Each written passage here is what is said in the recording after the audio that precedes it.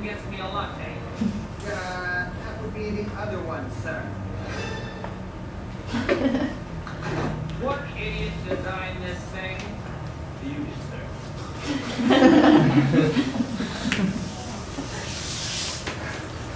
Albert Einstein once said, "I do not know with what weapons World War III will be fought, but World War IV will be fought with sticks and stones." Weapons of mass destruction are the ultimate power that man is capable of. The use of these weapons would be the end of life as we know it. When I first started this project, I didn't really know much about these weapons, other than what a nuclear is, which I believe is the case with most of you today. So I researched them, and this is what I found. These weapons are the ultimate endgame when it comes to warfare. And to truly understand them, we need to know what kind of weapons they are, where they come from, and what they mean for our future.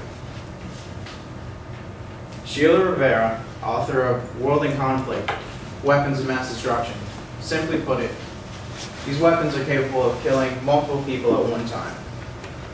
There are three main types of these weapons. The first is biological.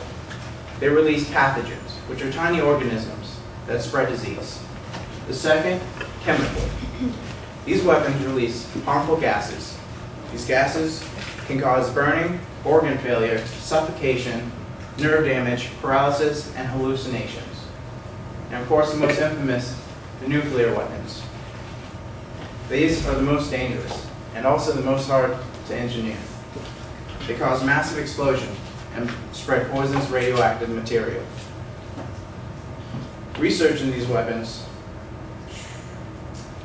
Whenever someone refers to a WMD, they think about these three BCAs.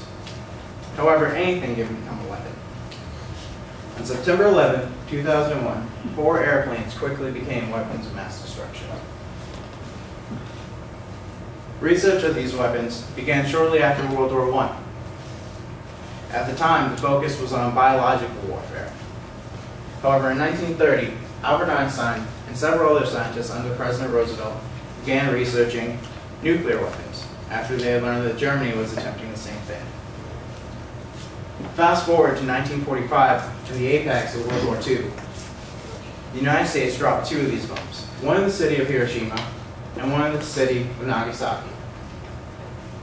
200,000 people were killed in the blasts.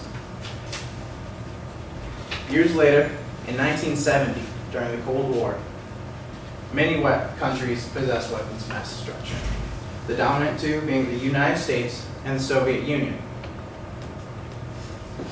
The destruction demonstrated in Japan 25 years prior led the United States and the Soviet Union to develop the MAD premise, mutual assured destruction.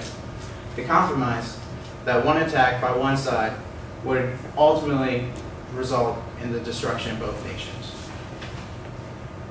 Fast forward to the new millennium, these weapons are stronger, easier to transport, and harder to detect. The anthrax attacks of 2001 demonstrated how effective biological warfare can be. When simple envelopes containing anthrax poison were sent out to several federal agents and several news executives, killing and infecting over 20 people. The attacks in Japan in 1945 quickly made it seem like these weapons would be a necessity in the future, and more countries possess these weapons today than ever before. Israel, China, France, Russia, North Korea, just to name a few. These weapons have definitely had an impact on our world today. Today they're portrayed in media, in movies, television, and video games. However, the calamity that their fictional counterparts create can easily be matched by their real-life counterparts. Terrorist organizations seek to control these weapons, and as the use of biological and chemical weapons decrease, nuclear weapons spread. They're used around the world, from the attacks here in the United States with anthrax to the release of sarin gas on Tokyo subway platforms. However, the destruction of these weapons imposed created global deterrence.